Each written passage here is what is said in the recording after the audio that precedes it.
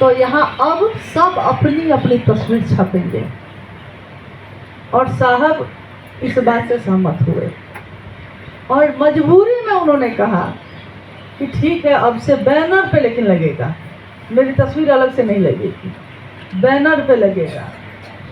तो बैनर पे आप देखते होंगे कि उसके बाद महादेव की तस्वीर, साहब की तस्वीर, दीदी की तस्वीर लगती थी। साहब के शिवलिंग होने के बाद जब हम लोग पहली बार कार्यक्रम के लिए निकले फरवरी में, आपके कोलकाता से ही शुरू हुआ था।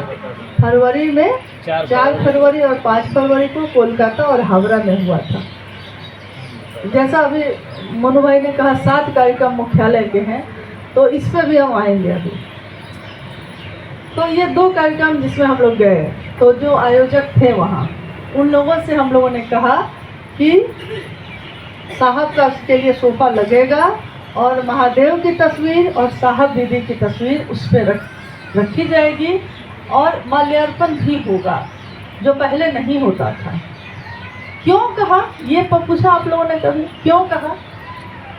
क्योंकि उस समय जब हम लोगों ने ये बात कही, उस समय बिहार के ही कुछ जिलों में साहब और दीदी की तस्वीर लोगों के घरों से निकाल के नदी में बहाई जा रही थी, ये कह के कि अब वो मर गए,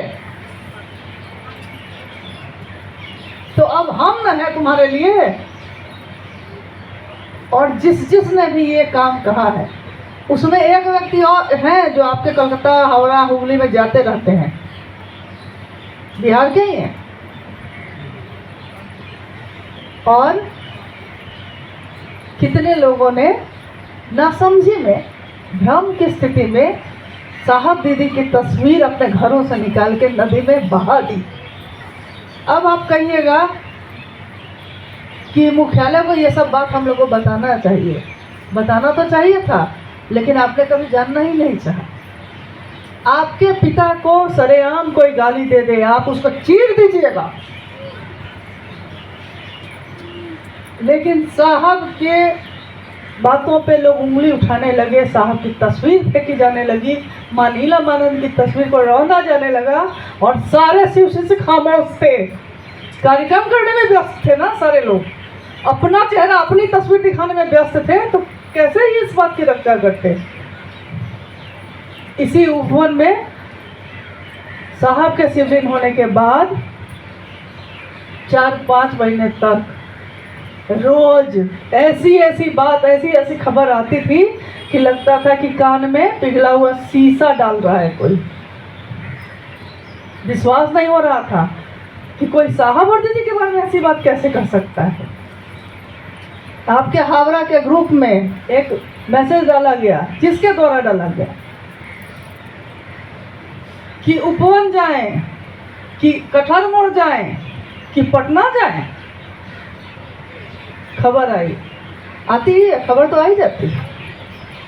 तो मैंने कहा था, जिस गुरु भाई ने मुझको ये कहा था, मैंने कहा कि लिखने वाले ने गलत लिखा, आपको इसका विरोध करना चाहिए था।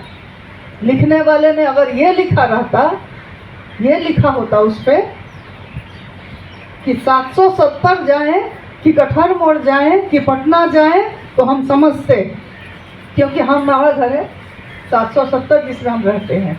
कठर मोड़ में मोनू बाबू रहते हैं, पटना में लवली रहती हैं। तो साहब की 3 संतान के यहाँ आपको भ्रम हो रहा है, ये बात मेरी समझ में आएगी, लेकिन ये बात मेरी समझ में नहीं आ रही है कि उपवन की तुलना कैसे हो गई। और आप सुनते रहे, तमाशा हो गया ये।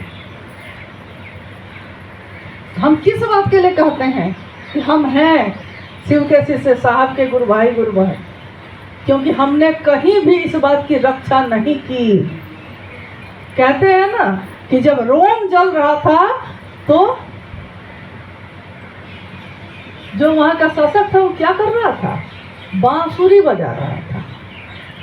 अंग्रेजी की किताब में हम लोग पढ़ते थे ना, उसमें एक आर्टिकल था ये कि जब रोम जल रहा था तो नीरो बांसुरी बजा रहा था।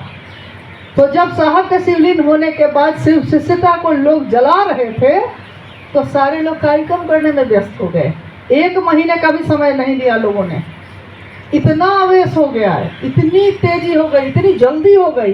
एक समय के लिए तो ऐसा लग रहा था कि जैसे लोग प्रतीक्षा कर रहे थे कि साहब हटिए, आप, हमारा दम घुट रहा, आपसे भी घुट रहा है मेरा दम, हट जाइए, क्योंकि अब हम लोग का शासन है ना, हम लोग आएंगे। मतलब हम सब इस इंतजार में थे। आप कहिएगा कि आप भी तो गए। यहीं पे बैठे हैं हावड़ा के लोग भी और कोलकाता के लोग।